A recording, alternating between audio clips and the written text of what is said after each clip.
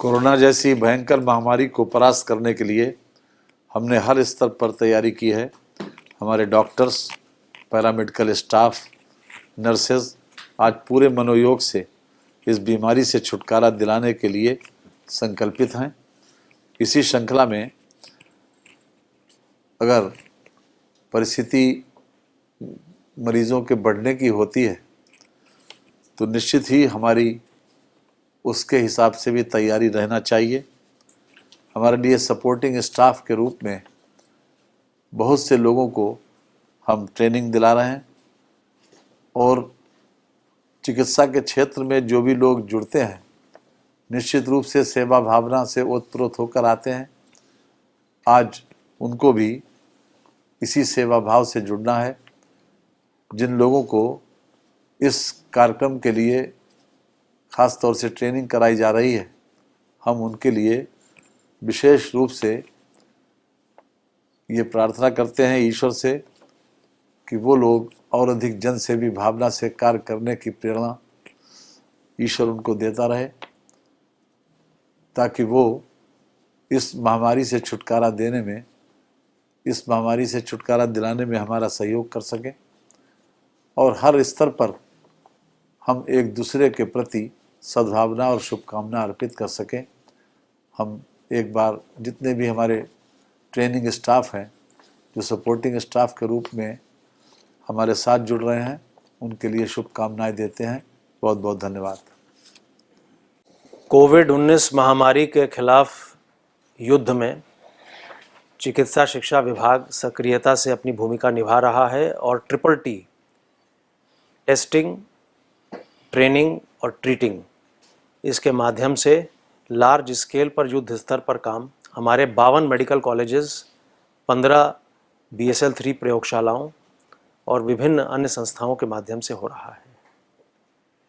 Training की एक विशिष्ट भूमिका है क्योंकि इसमें जहां एक और बायोसेफ्टी हमारी मेडिकल टीम के लिए बहुत आवश्यक है जिससे उपचार के दौरान उनका संक्रमण ना हो, वहीं दूसरी ओर जो अन्य विभाग के भी हमारे लोग हैं, जैसे NCC के हमारे कैडेट्स हैं या पशुपालन विभाग के डॉक्टर्स हैं या और अन्य विभागों के लोग हैं जिनको हम एसोसिएट कर सकते हैं विभिन्न गतिविधियों में, अपने हॉस्पिटल्स में, अपने क्वारंटाइन सेंटर्स में, उनकी भी ट्रेनिंग करवाई जा रही है। इस दिशा में एक अभिनव प्रयास है और विभिन्न स्तरों पे जूम प्लेटफॉर्म, इको प्लेटफॉर्म आदि के माध्यम से हज़ारों लोगों को अब तक प्रशिक्षित किया जा चुका है और मुझे विश्वास है कि हमारी जो ये ट्रेन टीम है ये कोविड-19 को हराने में कामयाब होगी। King George Medical University Lucknow Uttar Pradesh में ही नहीं पूरे देश में कोरोना के खिलाफ संघर्ष में एक अग्रणी संस्थान है, जहां पर कोरोना की डायग्नोसिस, फीवर क्लिनिक में स्क्रीनिंग और ट्राइजिंग से लेकर के उनका इंटेंसिव ट्रीटमेंट तक का और आइसोलेशन इलाज की सुविधा उपलब्ध है और यहाँ पर लगातार मरीज आ रहे हैं, उनका इलाज हो रहा है। कोरोना के खिलाफ संघर्ष में उत्तर प्रदेश सरकार ने और मुख्य रूप से मेडिकल एजुकेशन विभाग ने किंग जॉर्ज चिकित्सा विश्वविद्यालय को एक महत्वपूर्ण जिम्मेदारी दी है, जिसमें प्रदेश के 1,25,000 NCC के कैडेट्स को कोरोना के बारे में ट्रेनिंग देना, उनको सेंसिटाइज करना, उससे बचाव के तरीकों पर बताना और उसके लिए क्या ऑप्शंस उपलब्ध हैं, किसी व्यक्ति के पास कारण क्या है, इसके बारे में जानकारी देना, ताकि उन छात्रों के माध्यम से समाज में जानकारी भी फैल सके। और ये 1,25,000 छात्र ऐसे हैं जो युवा, अगर देश में प्रदेश में आवश्यकता पड़ती है सप्लाईज को मेंटेन करने के लिए, ग्रोसरीज हैं, इसेंशियल फूड आइटम्स हैं, मेडिकल सप्लाईज हैं, तो इसमें जो वॉलंटियर होंगे उनकी सेवाओं के लिए उनको तैयार किया जाएगा और इनको खुद जानकारी रहेगी तो अपने को बचाने में भी सक्षम होंगे। तो इन महत्वपूर्ण उद्देश्यों को ध्यान में रख करके किंग जॉर्ज चिकित्सा विश्वविद्यालय professor AK Singh plastic surgery के नेतृत्व में एक समिति का गठन कर रही है जो NCC के सभी कैडेट्स को इसके बारे में ऑनलाइन मॉड्यूल के माध्यम से ट्रेनिंग देगी।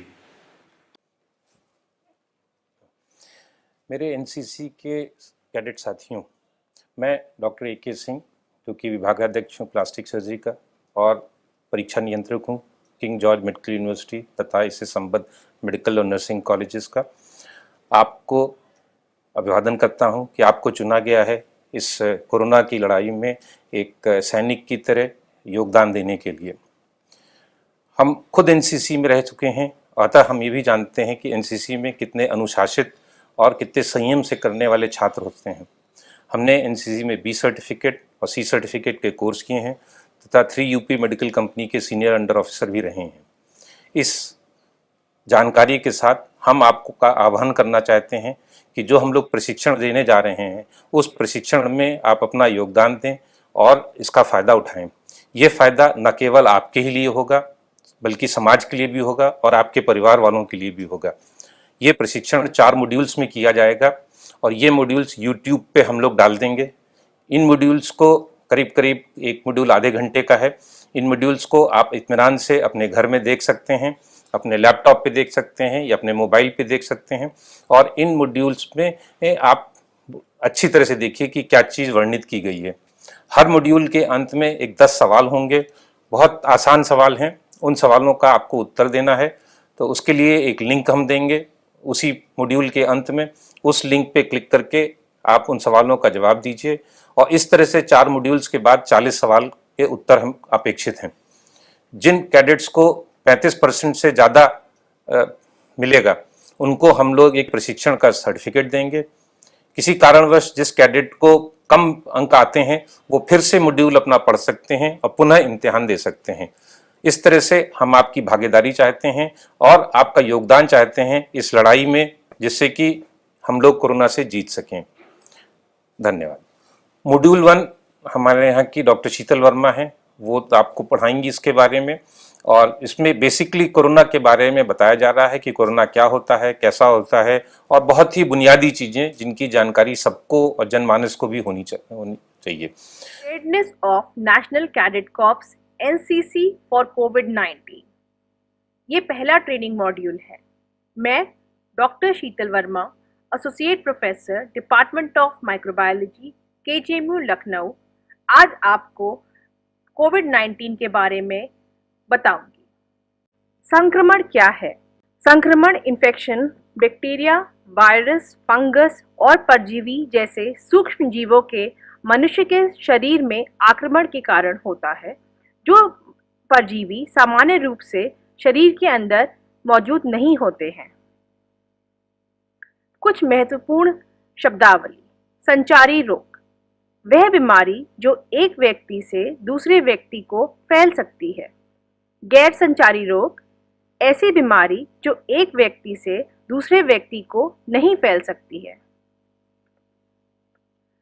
महामारी रोग यानी पैंडेमिक, महामारी जो एक बड़े भौगोलिक क्षेत्र जो कि एक वैश्विक स्तर पर प्रभावित करती है। आइसोलेशन, जब कोई व्यक्ति या कोई चीज अन्य व्यक्ति या वस्तुओं से अलग करी जाती है, उसे आइसोलेशन कहते हैं। क्वारंटाइन, बीमारी के प्रसार को रोकने के लिए लगाया गया एक सख्त आइसोलेशन को क्वारंटाइन कहते हैं। सोशल डिस्टेंसिंग, लोगों को एक दूसरे के नज़दीक नहीं आना चाहिए, इसे सोशल डिस्टेंसिंग कहते हैं, जो कि लगभग 6 फीट या 1 से 2 मीटर तक की होनी चाहिए।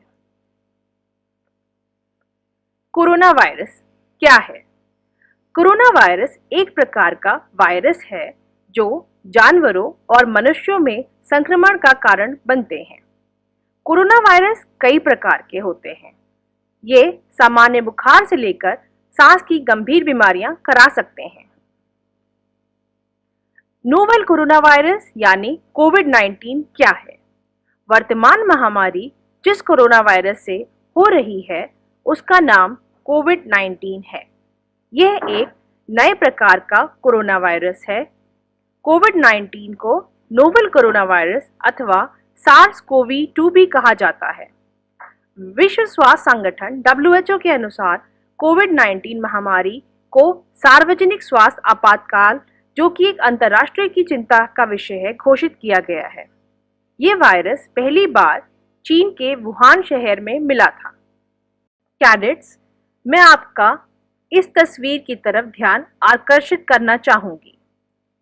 विश्व में विभिन्न देशों में कोविड-19 के रिपोर्ट किए गए मामलों की ये जानकारी दे रहा है। अगर आप देखें तो 150 से भी ज्यादा देशों में ये संक्रमण फैल चुका है और भारत भी उसमें से एक है। ये जानकारी WHO के सोर्स द्वारा मिली है। अगर हम नजर डालें भारत के विभिन्न राज्यों में कोविड-19 के मामलों को, ये source ministry of health and family welfare government of India द्वारा लिया गया है। इसमें देखें तो महाराष्ट्र, दिल्ली, तमिलनाडु, राजस्थान में ज्यादा मामले आए हैं। अगर उत्तर प्रदेश में नजर डालें तो यहाँ पर भी 500 के लगभग मामले आ चुके हैं। कोविड-19 का संक्रमण कैसे फैलता है? यह एक व्यक्ति से दूसरे व्यक्ति को हो सकता है। संक्रमित व्यक्ति के खांसने, छींकने या बातचीत करने से हो सकता है। संक्रमित व्यक्ति के करीब संपर्क, जो कि लगभग 6 फीट के भीतर में आते हैं, उनको ये बीमारी होने का खतरा अधिक है। कुछ लोग बिना लक्षणों के भी ये वायरस को फैलाने में सक्षम हो सकते हैं। कोई भी व्यक्ति वायरस से संक्रमित सतह या वस्तु को छूकर भी कोविड-19 प्राप्त कर सकता है। ये तस्वीर मानव से मानव का संक्रमण दर्शा रही है। पहला व्यक्ति जो कि संक्रमित है वो 2 व्यक्तियों में, वो 2 व्यक्ति आगे के 4 व्यक्ति, 4 से 8, इस तरीके से बहुत सारे लोगों को संक्रमित कर सकते हैं। लेकिन ध्यान रखिए, एक व्यक्ति खाली 2 व्यक्तियों को नहीं, उससे भी अधिक व्यक्तियों को कोविड-19 से संक्रमित कर सकता है। कोविड-19 की ऊष्मायन अवधि क्या है, यानी इंक्यूबेशन पीरियड? इसका इंक्यूबेशन पीरियड 1 से 14 दिनों तक का होता है, यानी वायरस के मनुष्य के शरीर में प्रवेश करने और लक्षण आने के बीच का समय, जो कि ज्यादातर 5 से 6 दिन देखा गया है, परंतु 14 दिनों तक भी हो सकता है। कोविड-19 वायरस इन्फेक्शन के लक्षण क्या हैं? लक्षण संक्रमित व्यक्ति के संपर्क में आने के बाद 2 से 14 दिनों के भीतर प्रकट हो जाते हैं। जैसे कि क्या लक्षण होते हैं? पहला बुखार, दूसरा सूखी खांसी, तीसरा सांस लेने में दिक्कत। ज्यादा तौर पे ये लक्षण देखे गए हैं। गंभीर इन्फेक्शन के संकेत। गंभीर इन्फेक्शन के संकेतों में शामिल है मरीज में सांस लेने में कठिनाई, छाती में लगातार दर्द या दबाव, बेहोशी, होठों का नीला या चेहरे का नीला पड़ जाना। अगर किसी को लक्षण होते हैं तो क्या करें? खांसी, बुखार या सांस लेने में कठिनाई जैसे लक्षण महसूस करें तो खुली जगह में ना जाएं और तुरंत हेल्पलाइन नंबरों पर कॉल करें। उत्तर प्रदेश राज्य ने भी कुछ हेल्पलाइन नंबर जारी करे हैं।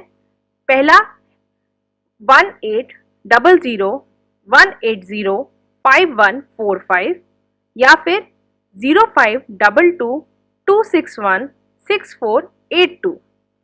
आप ईमेल भी कर सकते हैं idspUP@gmail.com। स्वास्थ्य एवं परिवार कल्याण मंत्रालय भारत सरकार की ओर से भी हेल्पलाइन नंबरों पर कॉल कर सकते हैं। ये हर समय उपलब्ध हैं।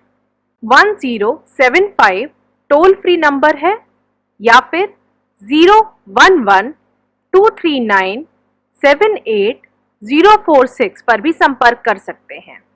इसके अलावा ईमेल आईडी करें ncov2019@gov.in या फिर ncov2019@gmail.com। कोविड-19 की जांच।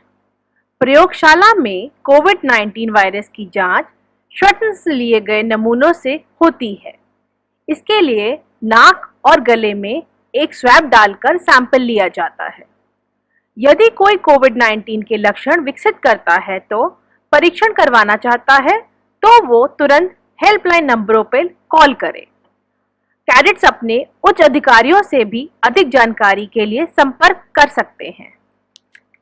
कोविड-19 का इलाज। कोविड-19 को रोकने के लिए वर्तमान में कोई भी टीका उपलब्ध नहीं है। कुछ एलोपैथिक और पारंपरिक दवाएं बीमारी के लक्षणों को कम करने के लिए मददगार हैं। बीमारी को रोकने या ठीक करने के लिए अभी कोई भी उपचार उपलब्ध नहीं है। याद रखें, डॉक्टर की सलाह के बिना किसी भी दवाई का सेवन नहीं करना चाहिए, ये बहुत हानिकारक हो सकता है। अन्य तथ्य, आइए कुछ आपको ऐसे तथ्य बताएं जो आपके लिए बहुत आवश्यक है। 80% संक्रमित लोग विशेष उपचार के बिना ही ठीक हो जाते हैं। केवल 6 में से 1 व्यक्ति ही गंभीर रूप से बीमार हो जाता है। भले ही आप बीमार महसूस ना कर रहे हो, फिर भी आप कोविड-19 को दूसरों को फैला सकते हैं। पालतू जानवर संक्रमण नहीं फैलाते हैं। समुदाय में काम करते समय कैडेट्स को क्या सावधानियां बरतनी है? अन्य सदस्यों से लगभग 6 फीट की शारीरिक दूरी हमेशा बनाए रखें। अपने हाथ को साबुन और पानी, अगर साबुन और पानी ना हो तो अल्कोहल आधारित सैनिटाइजर का नियमित रूप से प्रयोग करें और अपने हाथों को धोएं। मास्क हमेशा पहने रहें। बार बार चेहरा छूने से बचें। आवश्यकता पड़ने पर दस्ताने पहनें, जैसे कि कभी खाद्य सामग्री की पैकेजिंग करते वक्त इत्यादि। घर वापस आने पर आपको कैडेट्स को क्या करना है? जब घर वापस आए तो किसी को घर पर साबुन और गर्म पानी के साथ तैयार होने के लिए कहें। यदि अपने दरवाजे का हैंडल छुआ हो तो इसे साबुन और पानी या सैनिटाइजर के साथ साफ करें। दरवाजे पर ही जूते निकाल दें। स्प्रे या सैनिटाइजर से जूतों को साफ करें। घर में साबुन और पानी से तुरंत नहाएं। बालों को भी अच्छी तरह से शैम्पू करें और फिर साफ तौलिए से पोंछें और इस तौलिए को धूप में अच्छी तरह सुखाएं। 30 मिनट के लिए कपड़ों को डिटर्जेंट के साथ गर्म पानी में भिगोएं और फिर उसे धोकर धूप में सुखाएं।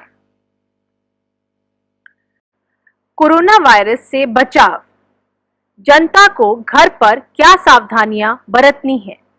कैडेट्स, ये बहुत ही महत्वपूर्ण है और ये जानकारी आपको जनता तक पहुंचानी है। कोरोना वायरस से बचाव के उपाय। वायरस के संपर्क में आने से बचें। ये बहुत ही महत्वपूर्ण जानकारी है जो आपको आम जनमानस में पहुंचानी है।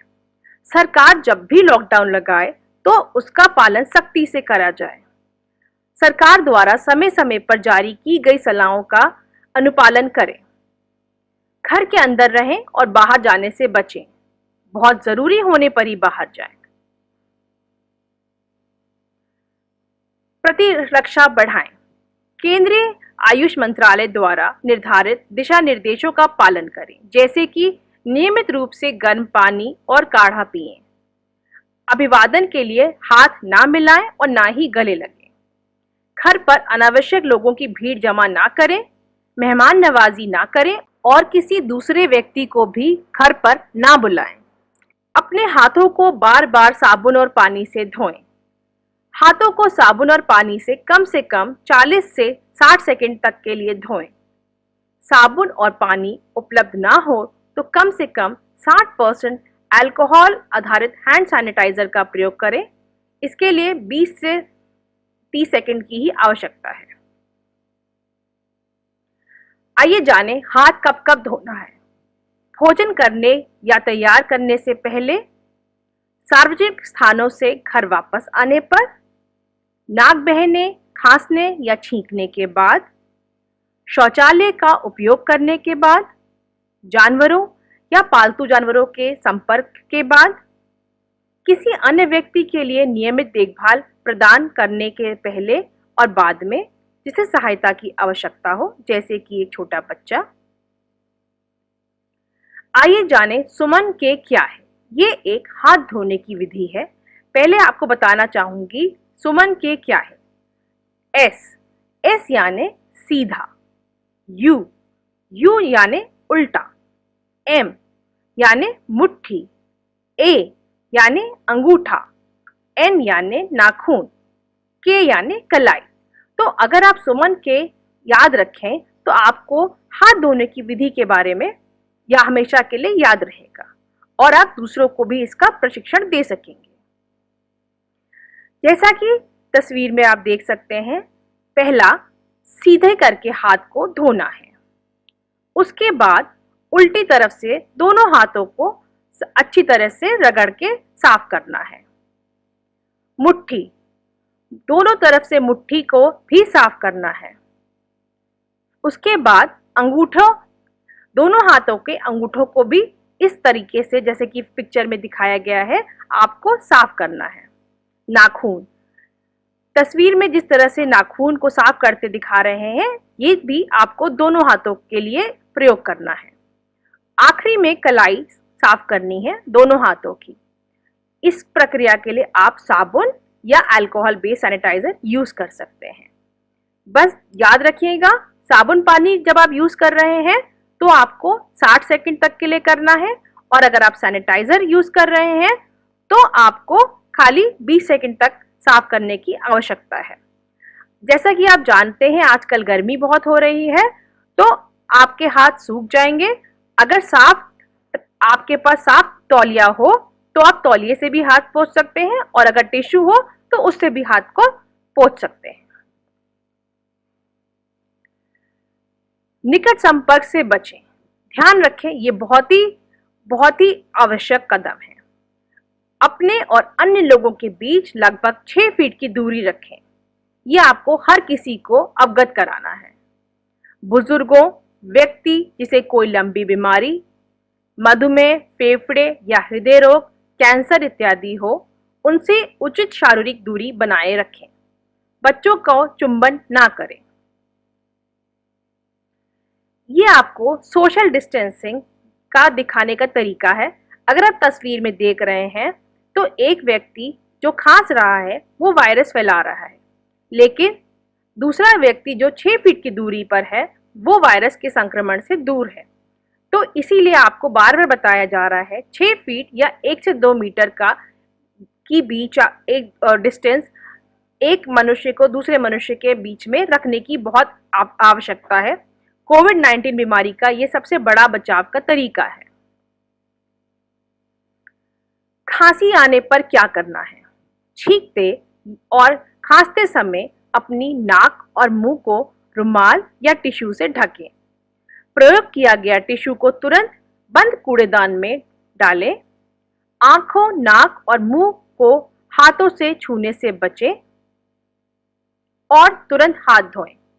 अगर आप ये तस्वीर देख रहे हैं तो आप देखिए कि जो भी इंसान या व्यक्ति जिसको बार बार खांसी आ रही है वो अपना मुंह हाथ से ना छुए। अगर खांसी या जुकाम है तो रुमाल या टिश्यू का उपयोग करें, जैसा कि दूसरे व्यक्ति कर रहा है। ये सही तरीका है। अचानक छींक आ जाए तो बहा का इस्तेमाल भी किया जा सकता है। इसके बाद आपको तुरंत साफ पानी से, जो कि आप साबुन और पानी के इस्तेमाल करके अपना हाथ धोएं, या फिर हैंड सैनिटाइजर से अपना हाथ साफ करें अगर पानी उपलब्ध ना हो तो, और फिर मास्क लगा लें। ये एक सही तरीका है। घर को साफ और कीटाणु रहित करना ये भी बहुत ही आवश्यक है। घर को साफ रखिए। दरवाजे का हैंडल, मोबाइल, शौचालय, नल, सिंक, टेबल, लाइट के स्विच इत्यादि को साफ रखें। सफाई के बाद हाथों को साफ करें। हम घर में किस कीटाणुनाशक का उपयोग कर सकते हैं? घरेलू ब्लीच को घोलकर, जिसके लिए 5 बड़े चम्मच ब्लीच को 4 लीटर पानी में मिलाएं और इससे हम सफाई कर सकते हैं। कोविड-19 संक्रमण के लिए अगर हमें किसी बीमार व्यक्ति की देखभाल करनी पड़ रही हो तो कुछ विशेष सावधानियां बरतनी बहुत जरूरी हैं। बीमार व्यक्ति को मास्क का प्रयोग करना चाहिए। बीमार व्यक्ति को हो सके तो अलग कमरे में रखें।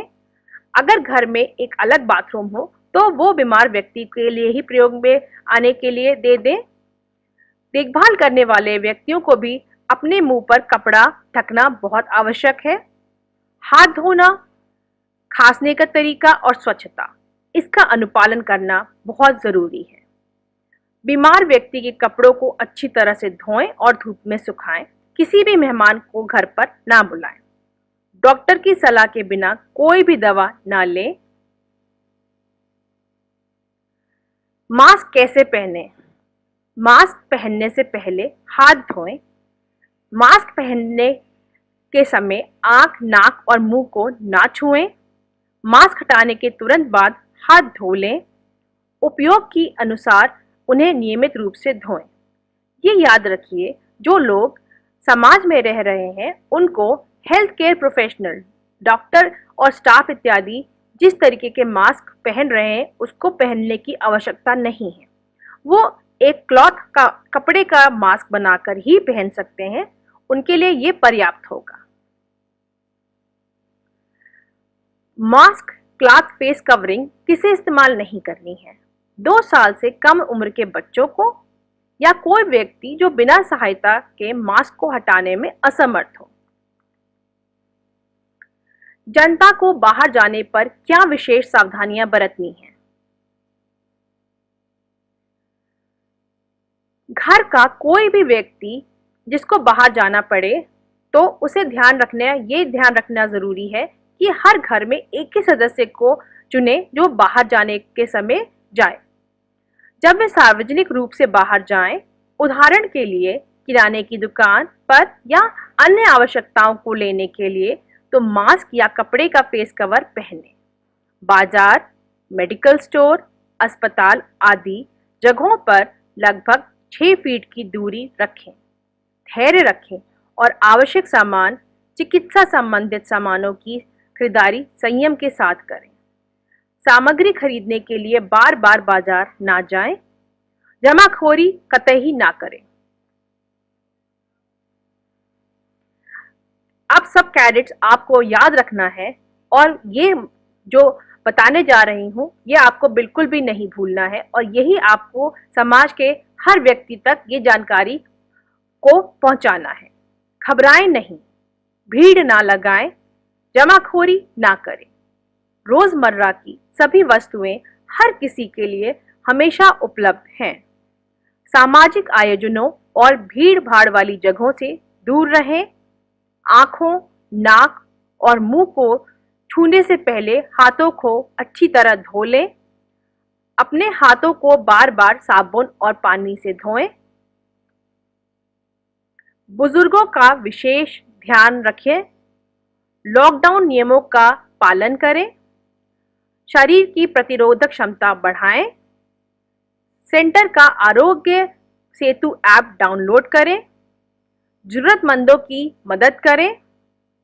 हमारे कोरोना योद्धाओं जैसे कि डॉक्टर, नर्स, अन्य स्वास्थ्य कर्मी, स्वच्छता कार्यकर्ता और पुलिस कर्मियों का सम्मान करें।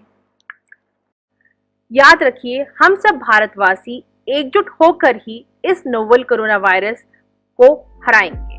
धन्यवाद।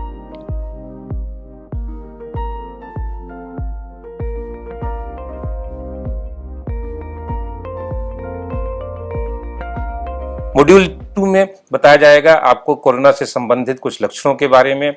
ये मॉड्यूल 2 हमारे डॉक्टर प्रशांत हैं जो कि माइक्रोबायोलॉजी में हैं, वरिष्ठ फैकल्टी मेंबर हैं।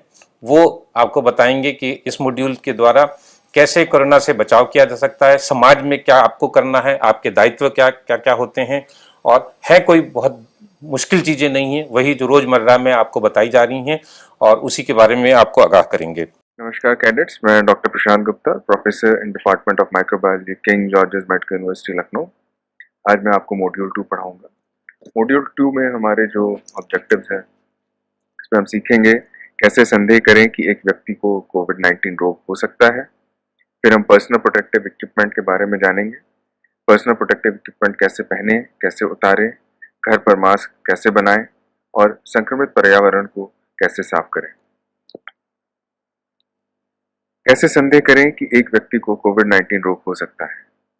यदि किसी व्यक्ति को सांस की गंभीर बीमारी के साथ बुखार या खांसी या सांस की तकलीफ और लक्षण शुरू होने के पिछले 14 दिनों में मरीज यदि किसी ऐसे स्थान पर गया है जहां पर कोविड-19 की बीमारी फैली हुई है, तो हम लोग उस व्यक्ति पर संदेह कर सकते हैं कि उसे कोविड-19 का रोग हो सकता है। या फिर किसी व्यक्ति को सांस की गंभीर बीमारी के साथ और लक्षणों की शुरुआत से पिछले 14 दिनों में यदि वो किसी सस्पेक्टेड या किसी कंफर्म्ड कोविड-19 मरीज के साथ रहा हो तो भी इस व्यक्ति को कोविड-19 रोग हो सकता है। या फिर किसी व्यक्ति को सांस की गंभीर बीमारी के साथ बुखार और खांसी या सांस में तकलीफ हो और आपको ऐसा लग रहा हो कि उसको अस्पताल में भर्ती करने की आवश्यकता पड़ सकती है, तो ऐसे व्यक्ति को भी कोविड-19 रोग हो सकता है। कैडेट, जैसा कि आपको पहले पिछले मॉड्यूल में भी बताया गया है कि फिजिकल डिस्टेंसिंग क्या होती है और आपको ये फिजिकल डिस्टेंसिंग जो है सस्पेक्टेड रोगियों से और आपस में भी मेंटेन करके रखनी है। ये कम से कम आपको 1 से 2 मीटर की दूरी बनाए रखना है। फिर बात आती है पर्सनल प्रोटेक्टिव इक्विपमेंट की, व्यक्तिगत सुरक्षा उपकरण।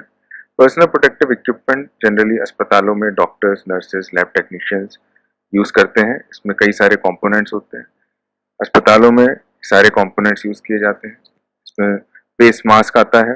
फेस मास्क जनरली 2 तरह के होते हैं, surgical face mask, N95 face mask. Then face shield होती है जो कि आपके पूरे चेहरे को ढक के रखती है, पूरे चेहरे को बचाती है। फिर गॉगल्स होते हैं। गॉगल्स जो है इस तरह के बने होते हैं कि आपको आपकी आंखों को चारों तरफ से प्रोटेक्शन देते हैं, प्लस ये एयर टाइट होते हैं ताकि इसमें कोई भी संक्रमण ना जा पाए। इसके बाद आते हैं फ्लूइड रेजिस्टेंट गाउन्स।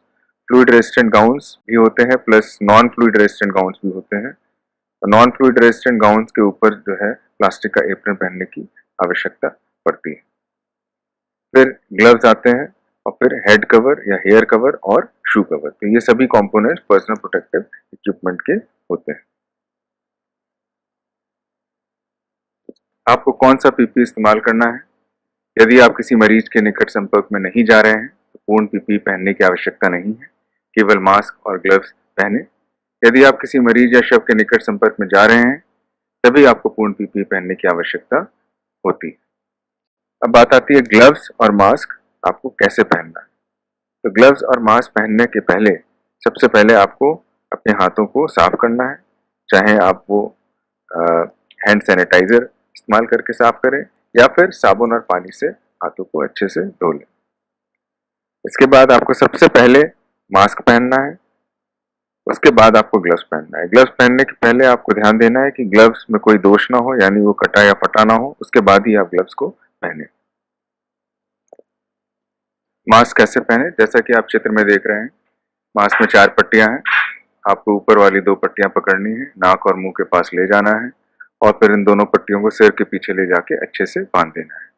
फिर आपको नीचे वाली पट्टियां कान के आगे से ले जाकर सर के ऊपर बांध देनी है, या फिर आप इनको नीचे वाली पट्टियों को गर्दन के पीछे भी बांध सकते हैं।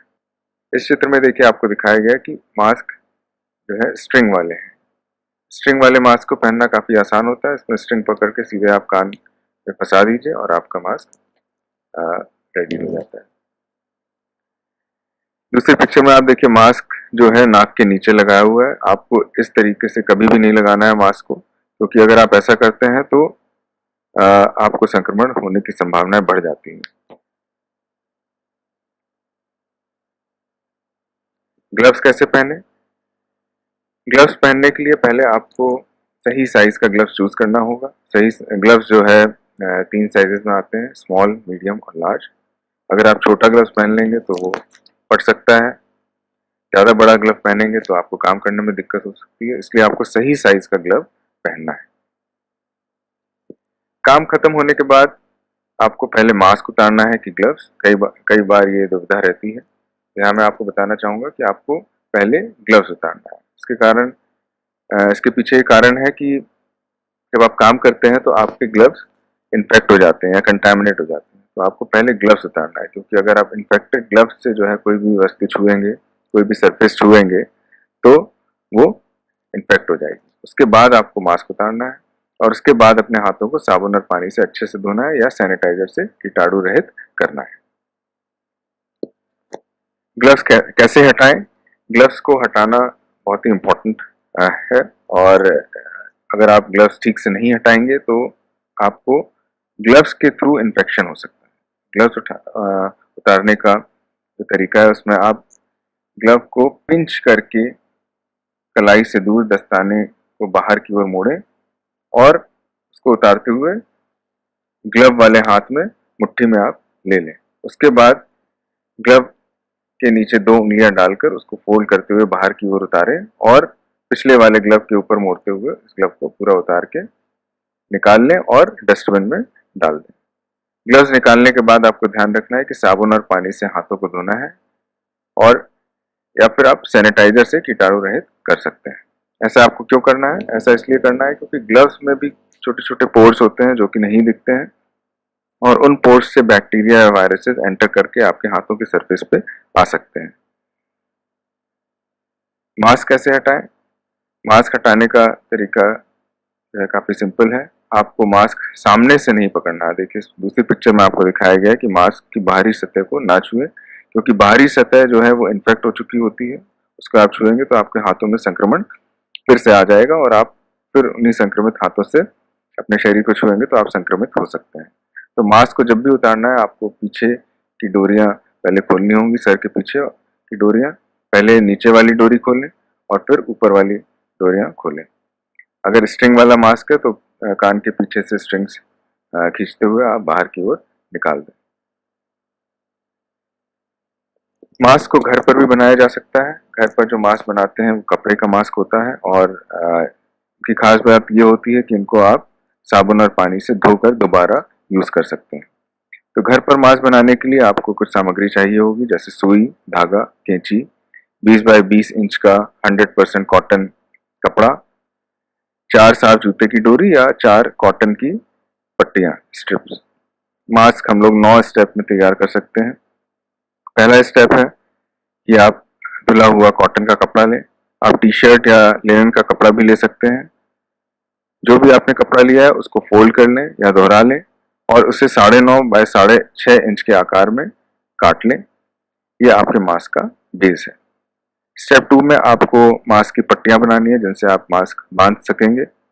इससे आप कपड़ा लें और कपड़े की मदद से 18 इंच लंबी 3 बाय 4 इंच चौड़ी 4 स्ट्रिप बनाएं और सुई धागे से उनको सिलकर तैयार करें, जो मास्क को आपको चारों कोने में लगाना है। स्टेप 3 में मास्क के हर कोने पर एक एक स्ट्रिप सुई की मदद से लगाएं। स्टेप 4 में मास्क के जिस तरफ स्ट्रिप लगाई गई है उस पर मास्क की एक और लेयर लगाकर पिन लगाएं ताकि स्ट्रिप 2 मास्क के टुकड़ों के बीच में रहकर और सेट हो जाए। स्टेप 5 में अब आप सभी पिन्स को हटाकर चारों कोनों पर लगाई गई स्ट्रिप को मजबूती से सिल दें। स्टेप 6 में मास्क के चारों ओर सिलाई करें। ध्यान रखें कि सिलाई करते समय किनारे से 1.5 इंच का गैप हो। स्टेप 7 में मास्क को सीधा रखें और किनारे की चारों स्ट्रिप को कोने पर सेट करें। स्टेप 8 में मास्क में चित्र के मुताबिक 3 प्लीट्स बनाएं और इन्हें पिन की मदद से लॉक करें। स्टेप 9 में मास्क के चारों ओर एक बार फिर सिलाई करें ताकि ये प्लीट्स हमेशा के लिए सेट हो जाए। इस तरीके से आपका मास्क तैयार हो जाएगा। अगर आपके पास सुई और धागे की व्यवस्था नहीं है तो भी आप मास्क एक और दूसरी विधि है, आसान विधि है जिससे आप तैयार कर सकते हैं। इसमें आपको सिर्फ एक बड़े रुमाल की आवश्यकता पड़ेगी। बड़ा रुमाल लें, उसको बीच की तरफ फोल्ड करें, ऊपर से भी बीच की तरफ फोल्ड करें और फिर बीच से उसको आपस में फोल्ड करें। इसके बाद आपको 2 रबर बैंड की आवश्यकता पड़ेगी। रबर बैंड लेकर आप दोनों तरफ से, जैसा कि चित्र में दर्शाया गया है, आप दोनों तरफ से रबर बैंड रुमाल में डाल दें और फिर जहां पर रबर बैंड लगी है उस तरफ से रुमाल को अंदर की तरफ मोड़ें, दोनों तरफ से मोड़ें और आपका मास्क तैयार हो गया है। इस मास्क को आप नाक और मुंह के पास ले जाके ढकें और जो रबर बैंड है उनसे आप उसको कान में फंसा दें। फिर आते हैं संक्रमित पर्यावरण को कैसे साफ करें, एनवायरनमेंट सैनिटाइजेशन। ये आपके लिए इसलिए जानना जरूरी है क्योंकि ये आपको हो सकता है लोगों को शिक्षित करना पड़े। तो संक्रमित सतह, संक्रमित सरफेसेस जैसे डोर हैंडल्स हैं, इनको साफ करने के लिए आप साबुन और गर्म पानी से धो सकते हैं या फिर सैनिटाइजर से साफ कर सकते हैं। पेशेंट का बेड है, बेड रेल्स है, इसको भी आप साबुन और गर्म पानी से धोएं और उसके बाद 0.5% ब्लीचिंग पाउडर सोल्यूशन, जो कि कीटाणुनाशक एजेंट है, जो कि डिसइंफेक्टेंट है उसको सूती कपड़े में लेकर साफ करें। पेशेंट के बर्तनों को धोने के लिए साबुन और गर्म पानी से धोएं। पेशेंट के बाकी एनवायरनमेंट की सतह या टॉयलेट्स को साफ करने के लिए पहले साबुन और गर्म पानी से धोएं और उसके बाद जब वो सूख जाए तो 0.5% ब्लीचिंग पाउडर सोल्यूशन को सूती कपड़े में लेकर उस सरफेस को डिसइंफेक्ट करें। ये सब करने के बाद अंत में आपको अपने हाथों को साबुन और पानी से धोना है। फिर बात आती है दीवार और फर्श को कैसे साफ करें, how to clean floor and wall. तो इन दोनों को भी साबुन और गर्म पानी से धोना है और धोने के बाद सूखने के बाद 0.5% ब्लीचिंग पाउडर सोल्यूशन से डिसइंफेक्ट करना है। यहाँ पर आपको ध्यान देने वाली बात यह है कि पहले आपको दीवारों की सफाई करनी है और फिर उसके बाद फर्श की। फर्श को साफ करने के लिए आपको वाइपर का प्रयोग करना है। फर्श कैसे साफ करें, इसके लिए आपको 3 बाल्टियां लेनी है। 3 बाल्टियों में पहली बाल्टी में साबुन का पानी लें, दूसरी बाल्टी में केवल पानी लें और तीसरी बाल्टी में 0.5% bleaching solution as a disinfectant लें। पोछा लगाने के लिए पहले साबुन और पानी वाले घोल में वाइपर डालकर फिर उससे पोछा लगाएं। उसके बाद पानी से आप वाइपर को धो लें और उससे पोछा लगाएं, फिर वाइपर को धो लें और फिर जब सूख जाए फ्लोर तब जो है फिर आप वाइपर को 0.5% ब्लीचिंग सोल्यूशन में डालकर उस ब्लीचिंग सोल्यूशन से फ्लोर को कीटाणु रहित करें।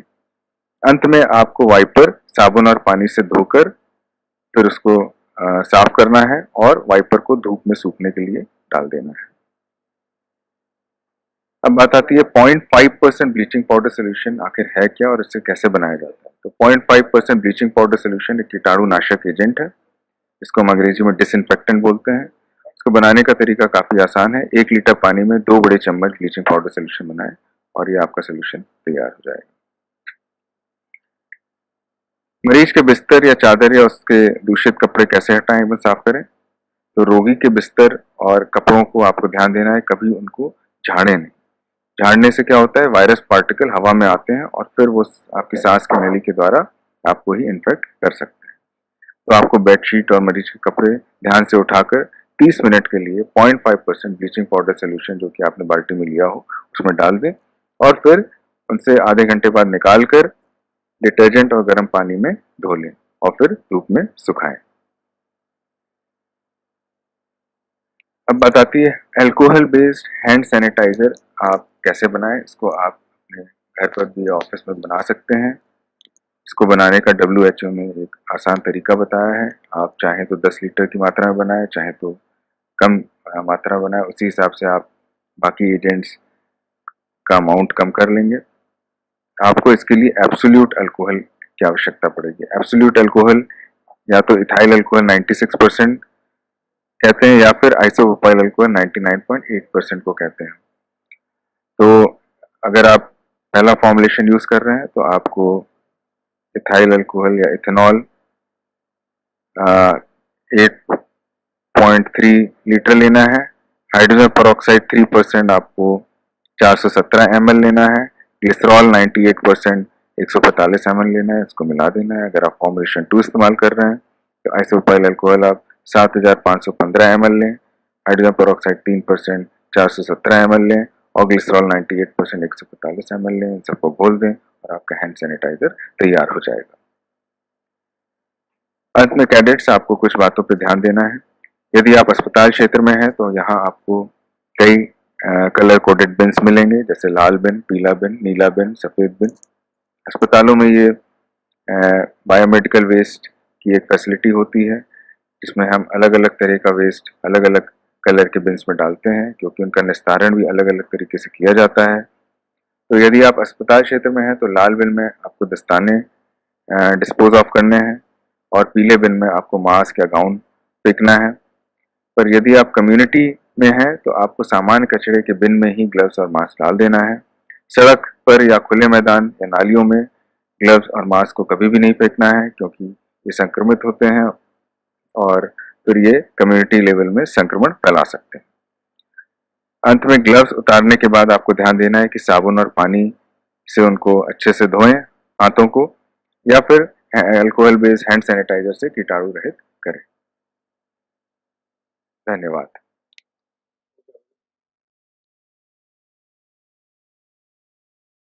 मास्क पहनने से पहले हाथों को या तो साबुन और पानी से धोएं या फिर अल्कोहल बेस्ड हैंड रब से हैंड रब करें।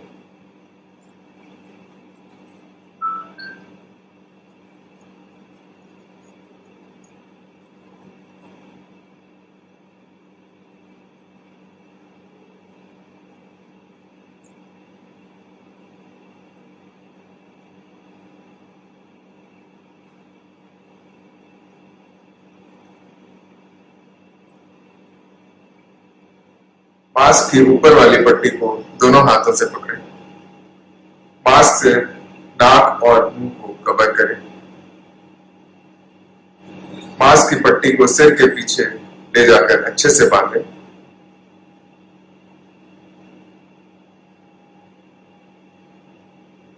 अब मास्क की नीचे वाली पट्टी को गर्दन के पीछे ले जाकर अच्छे से बांधें।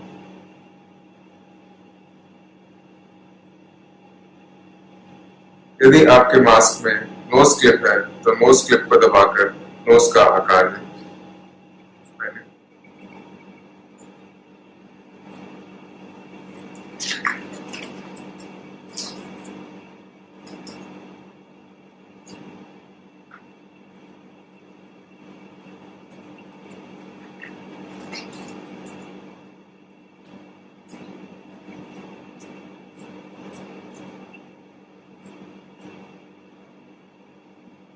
के बाद आपके ग्लव्स सबसे ज्यादा इम्पैक्ट हो जाते हैं, इसलिए ग्लव्स को पहले उतारना है। ग्लव्स को उतारने के लिए पहले ग्लव को बाहर से पेंच करके पकड़ें। कलाई से दूर ग्लव को बाहर की ओर मोड़ते हुए निकालें और उतारकर दूसरे हाथ में ले लें। ग्लव के नीचे बिना ग्लव वाले हाथ से 2 उंगलियां डालें और उसको मोड़ते हुए बाहर की ओर दूसरे ग्लव के ऊपर मोड़ते हुए उतारें और ग्लव बिन में डिस्कार्ड करें।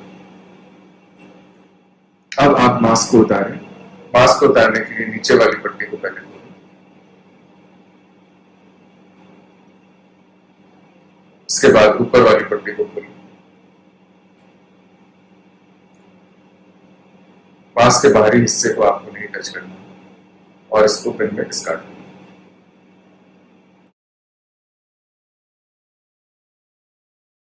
मास्क बनाने का आसान तरीका। मास्क आप रुमाल से भी बना सकते हैं। इसके लिए आपको एक रुमाल और 2 रबर बैंड की आवश्यकता पड़ेगी।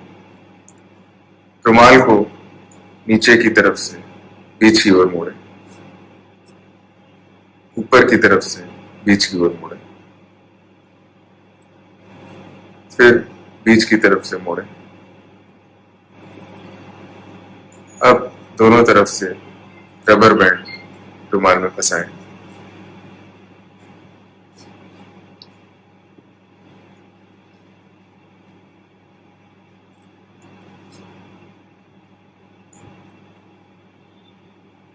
रबर की तरफ से रुमाल को मोड़ें।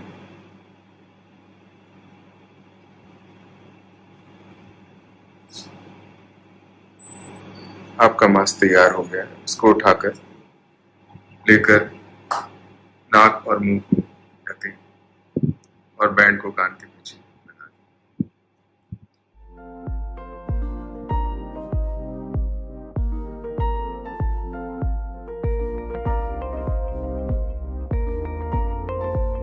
मॉड्यूल 3 डॉक्टर विनय गुप्ता जो कि पब्लिक डेंटल हेल्थ के हैं, वो आपको बताएंगे पब्लिक के साथ आपका संबंध कैसा हो, क्या हो और उसके बारे में कैसे सोशल डिस्टेंसिंग करें, कैसे फिजिकल डिस्टेंसिंग करें और क्या क्या चीज़ों का ध्यान बरतें, कैसे अपने को प्रोटेक्ट करें, कैसे दूसरों को प्रोटेक्ट करें और कैसे आप हम लोग की इस लड़ाई में सहायता कर सकते हैं।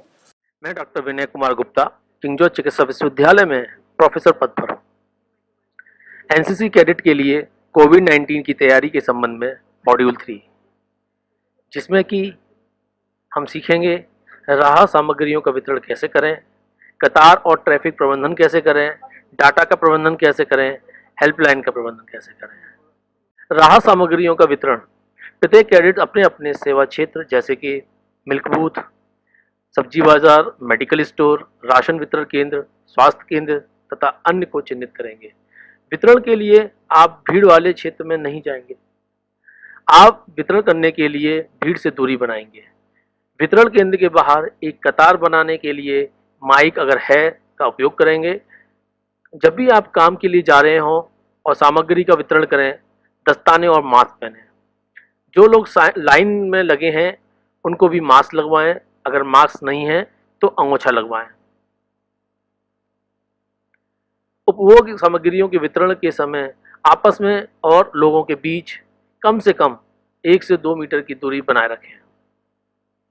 राहत सामग्री के बंद पैकेट के ऊपर 0.5% ब्लीच के छिड़काव के साथ कीटाणु मुक्त करें और 30 मिनट के लिए छोड़ दें।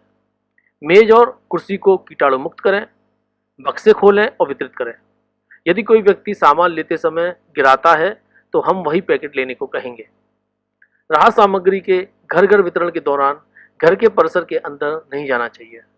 बची हुई राहत सामग्री को सुरक्षित रखें, स्थानीय लोगों को ना दें।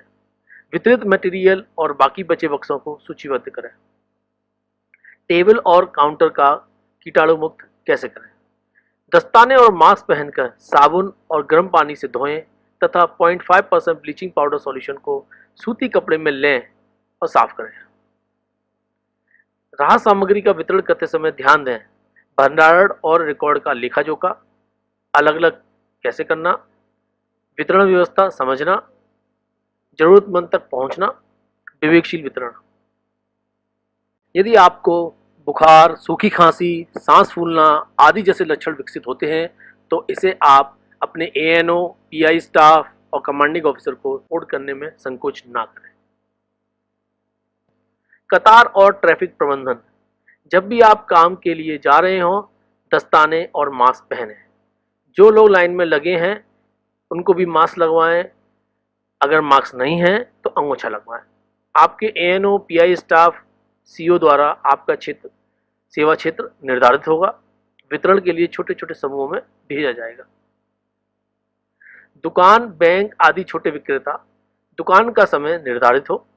दुकानदार और उसके साथी भी दस्ताने और मास्क पहने तथा लगभग 1 से 2 मीटर की दूरी बनाते हुए लोगों को सामान दें। केवल एक कतार लगभग 1 से 2 मीटर की दूरी बनाते हुए लोगों को जमीन पर गोलाकार रिंग बनाकर खड़ा कराया जाए, जैसे कि आपको चित्र में दिखाया गया। किसी भी तरह से भीड़ उकसे नहीं। दुकानदार कीटाणु मुक्त के बाद ही मेज का उपयोग करें तथा बंद करते समय भी मेज को कीटाणु मुक्त करें। रेलवे स्टेशन, बस स्टैंड आदि भीड़ वाले इलाके, जब भी आप काम शुरू करते हैं और काम खत्म करते हैं तो काउंटर कीटाणु मुक्त करवाएं। यदि आवश्यक हो तो 2 से 3 कतारें भी बनाई जा सकती हैं। कतारों के बीच में भी 1 से 2 मीटर की दूरी बनाएं। रोड ट्रैफिक प्रबंधन। ट्रैफिक पुलिस का सहयोग करें तथा उनके दिशा निर्देशों का पालन करवाएं। डाटा का प्रबंधन। भंडारण और रिकॉर्ड का लेखा जोखा रखें। वितरित मटेरियल और बाकी बचे बक्सों को सूचीबद्ध करें। हेल्पलाइन पर कोई भी आपके पास कॉल करे, आप सभी का विवरण रखें तथा बाद में अपने संबंधित अधिकारी को सूचित करें। हेल्पलाइन प्रबंधन। सम्मानजनक, विनम्र और सशक्त बने और स्थानीय भाषा का उपयोग करें। सवाल और चिंता को ध्यान से सुनें, प्रश्न का उत्तर दें और सही जानकारी प्रदान करें। आपके पास हर सवाल का जवाब नहीं है। कोविड-19 के बारे में बहुत कुछ अभी भी अज्ञात है और यह स्वीकार करने में ठीक है। रोगी से सटीक जानकारी इकट्ठा करें, जैसे कि नाम, पता, फोन नंबर, उम्र, यात्रा इतिहास और लक्षणों की सूची। किसी भी अन्य बीमारी जैसे मधुमेह, अस्थमा, उच्च रक्तचाप आदि का साथ में होना। डाटा जैसे कि रोगी से सटीक जानकारी, सवाल आदि को लिखें। मरीजों को जानकारी देनी पड़ सकती है कि वह किस अस्पताल में जाएं, जिसके लिए आपको मोबाइल नंबर आप अपने अपने डिस्ट्रिक्ट से, अपने अपने जिले से मिलेंगे। कई उपचार YouTube, WhatsApp और अन्य सोशल मीडिया पर चल रहे हैं। केवल चिकित्सक की सलाह द्वारा ही उपयोग करें। यूपी में प्रयोगशाला के परीक्षण केंद्र जैसे कि लखनऊ में KGMU, SGPGI, RML, command hospital, Aligarh में अलीगढ़ मुस्लिम यूनिवर्सिटी, बनारस में बनारस हिंदू यूनिवर्सिटी, कानपुर में कानपुर मेडिकल कॉलेज, गोरखपुर में गोरखपुर मेडिकल कॉलेज, मेरठ में मेरठ मेडिकल कॉलेज, झांसी में झांसी मेडिकल कॉलेज, आगरा में आगरा मेडिकल कॉलेज, इलाहाबाद में इलाहाबाद मेडिकल कॉलेज। आने वाले समय में प्रत्येक जिले में एक प्रयोगशाला बनाने की योजना है। सैंपल कलेक्शन प्रत्येक जिले में सीएमओ द्वारा किया जाता है। यह तथ्यात्मक जानकारी बदल सकती है, कृपया अपने अधिकारी प्रभारी के साथ स्वयं को अपडेट रखें। उत्तर प्रदेश का हेल्पलाइन नंबर और ईमेल आईडी 1800-180-5145 और 05222616-482। Email ID idspup@gmail.com। भारत सरकार का हेल्पलाइन नंबर और ईमेल आईडी 011-239-78046 और 1075। Email ID ncov2019@gov.in। भारत सरकार द्वारा जारी किए गए सोशल मीडिया के जरिए संपर्क कर सकते हैं। माई गम सोशल हब जैसे कि WhatsApp number, Facebook messenger, Facebook page, समाचार डेस्क, टेलीग्राम। कोरोना वायरस के संक्रमण के जोखिम का आकलन करने के लिए केंद्र सरकार द्वारा लॉन्च किया गया आरोग्य सेतु ऐप नागरिकों को यह बताएगा कि आप जोखिम में हैं या नहीं। यह ऐप कोविड-19 संक्रमण के प्रसार, जोखिम, बचाव, उपचार के लिए लोगों तक सही और सटीक जानकारी देने का काम कर रहा है। यह रोग से स्वयं तथा अन्य लोगों को भी बचने में अत्यंत सहायक है। यह ऐप सभी व्यक्तियों द्वारा डाउनलोड किया जाना है। ऐप को डाउनलोड कैसे करें? प्ले स्टोर पर जाके आरोग्य सेतु ऐप को डाउनलोड करें, फिर उसके बाद भाषा को चूज़ किए और आगे करते रहें। उसके बाद रजिस्टर करें, सेवा और गोपनीयता की शर्तों को सहमत करें। उसके बाद मोबाइल नंबर डालें, ओटीपी आएगा, ओटीपी को डालें। उसके बाद पर्सनल डिटेल पूछा जाएगा और पूछा जाएगा 30 दिनों में आपने कहाँ कहाँ भ्रमण किया है। अगर नहीं किया है तो नहीं डालें। वॉलंटियर बनने के लिए आपसे सहमति मांगी जाएगी, बनना चाहें या ना बनना चाहें। पूछा जाएगा कि क्या आप अच्छा महसूस कर रहे हैं। आपसे एक एक करके कुछ क्वेश्चन पूछे जाएंगे। क्या इनमें से कोई लक्षण महसूस कर रहे हैं? कभी कोई रोग हुआ है? 14 दिनों में कोई विदेश यात्रा की है? इस तरह के क्वेश्चन आपके सामने आएंगे, तो उसमें अपने हिसाब से उस पर क्लिक करें। कौन सा विकल्प लागू है वो भी आप अपने करें। आपको कितना जोखिम है आपको ऐप द्वारा बता दिया जाएगा।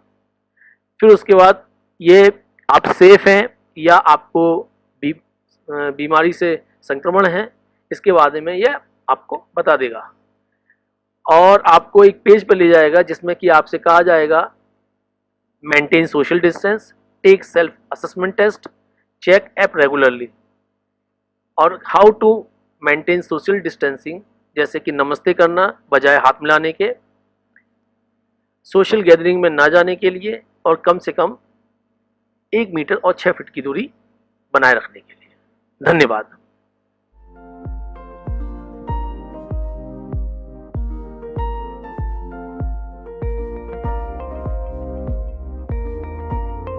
मॉड्यूल 4 हमारे यहाँ डॉक्टर आदर्श त्रिपाठी हैं, जो कि फिर से एक वरिष्ठ मनोवैज्ञानिक और चिकित्सक हैं।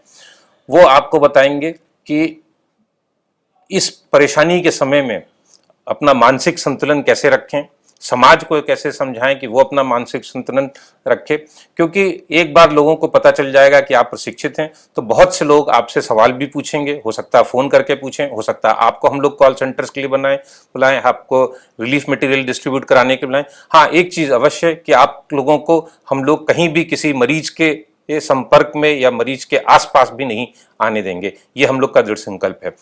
दूर से रह करके आप कैसे समाज की सेवा कर सकते हैं। और जो लोग क्वारंटीन में हैं, जो लोग अपने अपने घर में बंद हैं और काफ़ी दिन से बंद हैं, उनमें जो मनोवैज्ञानिक चेंजेस होने लगते हैं, जो एक हताशा की किसी किसी को भावना आती रहती है, दोनों में जो लोग क्वारंटीन हैं और जो लोग सब घर में भी बंद हैं, तो उसमें कैसे निपटा जाए उसके बारे में डॉक्टर आदर्श बनाएंगे। मेरे प्यारे दोस्तों, आज हम लोग preparedness of NCC cadets for कोविड-19 के मॉड्यूल 4 के बारे में चर्चा करने वाले हैं। मेरा नाम डॉक्टर आदर्श त्रिपाठी है। मैं king George Medical University Lucknow में साइकेट्री विभाग में एडिशनल प्रोफेसर के पद पर कार्यरत हूँ। तो इस मॉड्यूल 4 का मुख्य उद्देश्य क्या है कि हम क्या सीखने वाले हैं इसमें। इस मॉड्यूल 4 में हम लोग मुख्यतः भावनात्मक और व्यावहारिक प्रबंधन के बारे में बात करने वाले हैं। अब आप सोच रहे होंगे कि हम लोग एक कोविड-19 जैसी बीमारी में भावनात्मक और व्यावहारिक प्रबंधन के बारे में क्यों बात करना चाहते हैं। तो आइए सबसे पहले ये समझते हैं ये जरूरी क्यों है, क्यों हम लोग भावनात्मक और व्यावहारिक यानी कि इमोशनल और बिहेवियरल एस्पेक्ट्स पर चर्चा करने के लिए बात कर रहे हैं। तो आपने ये महसूस किया होगा कि कोविड-19 के कुछ जरूरी पहलू इस ट्रेनिंग में आपने समझा होगा कि अभी तक बहुत सारी अनिश्चितताएं हैं इस रोग के संबंध में कि क्या हमको खुद या फिर हमारे परिवार के किसी सदस्य को इस रोग से प्रभावित हो जाने की संभावना है। हम में से कोई इस बारे में कुछ पक्के तौर पर नहीं कह सकता। क्या इसका कोई प्रभावी इलाज उपलब्ध हो पाएगा, इसके बारे में अभी पूरी जानकारी नहीं है। वैक्सीन बनाने की बहुत सारी तरीके की कोशिशें जारी हैं, लेकिन ये वैक्सीन बन पाएगी और सफलतापूर्वक मार्केट में आके लोगों की मदद कर पाएगी, इसके बारे में भी जानकारियां नहीं है हमको। और आप ये भी देख रहे हैं कि ये बीमारी जो है बहुत व्यापक प्रभाव डाल रही है हमारी पूरी इस विश्व की परिस्थितियों पर, कि हमारे स्वास्थ्य को ऑब्वियसली फर्क डाल रही है। साथ में इकोनॉमी यानी कि हमारी अर्थव्यवस्था को एक बहुत व्यापक रूप से प्रभावित कर रही है। आप देख रहे हैं कि बिजनेस बंद है, पैसे का लेन देन, आवागमन, इस तरह की बहुत सारी चीज़ों में बाधाएं पड़ रही हैं। हमारी सामाजिक संरचनाओं पर भी कि लोग किस तरीके से आपस में मिलते हैं, बात करते हैं, उस पर भी बहुत फर्क पड़ा है। और भी कई तरीके के वैश्विक प्रभाव इस बीमारी से पड़ रहे हैं। और इस बीमारी के कंट्रोल के लिए आज तक के लिए इतिहास में सबसे ज़्यादा अभूतपूर्व निर्णय लिए गए हैं। मुझे पक्का पता है कि आप लोगों ने में से पहले कभी भी रियल लाइफ में किसी ने लॉकडाउन, सोशल डिस्टेंसिंग जैसे शब्दों को व्यापक रूप में इस्तेमाल होते हुए नहीं देखा। शायद हमारे पेरेंट्स ने भी कभी ऐसा नहीं सुना। तो पूरी दुनिया इस समय लगभग लॉकडाउन में है। सोशल डिस्टेंसिंग का फॉलोअप कर रहे हैं हम लोग। हमारे स्कूल कॉलेज बंद हैं, व्यापार की गतिविधियां बंद हैं, यहाँ तक कि धार्मिक गतिविधियां, मंदिर, मस्जिद, चर्च, ये सब बंद है। तो इतने व्यापक रूप से ये बीमारी हमारी सामाजिक परिस्थितियों को असर डाल रही है, जिसकी वजह से ये हमारे ऊपर एक तरीके का भावनात्मक और व्यावहारिक फर्क भी डाल रही है। तो इन भावनात्मक और व्यावहारिक चीज़ों को हम लोग कैसे समझें और कैसे अपने आप की खुद, अपने आसपास के लोगों की ज़्यादा से ज़्यादा बेहतर ढंग से मदद कर पाएं, उसके बारे में हम लोग ये चर्चा करने वाले हैं। आप एक बात और भी महसूस कर रहे होंगे कि ये कोविड-19 की परिस्थिति अलग अलग लोगों में अलग अलग फर्क डाल रही है। आप में से हो सकता है कुछ लोगों ने न्यूज़पेपर में पढ़ा हो कि दिल्ली में कोरोना के एक मरीज ने हॉस्पिटल में कूदकर आत्महत्या कर ली। हालांकि बाद में उसकी रिपोर्ट कोरोना के लिए निगेटिव आई। इसका क्या मतलब है कि वो व्यक्ति इतना गंभीर रूप से भयभीत हो गया कोरोना जैसी बीमारी से कि जब उसे लगा कि उसे कोरोना हो सकता है तो वो डर कर आत्महत्या का प्रयास करने लगा। तो आप समझ सकते हैं कि कितना गहरा भावनात्मक और व्यावहारिक असर डाल रही है लोगों पर। फिर आपने बहुत सारी तरीके की न्यूज़ रिपोर्ट्स व्हाट्सएप और सोशल मीडिया के तरीकों में देखा होगा कि सरकार हमारी बहुत गहरे तरीके से कोशिश कर रही है कि लोग लॉकडाउन में रहें, घर से बाहर ना निकलें, लेकिन फिर भी लोग इन नियमों का पालन नहीं कर रहे और बिना वजह सड़कों पर घूम रहे हैं या बिना किसी काम के बाहर निकल रहे हैं। और सरकार को, पुलिस को और अन्य तरीके की जो व्यवस्थाएं हैं उनको काफ़ी प्रयास करना पड़ रहा है कि लॉकडाउन का सही ढंग से इस्तेमाल हो। तो ये दूसरी पिक्चर में आप देख रहे हैं कि ये भी भावनात्मक और व्यावहारिक चीज़ों से ही जुड़ी परिस्थिति है।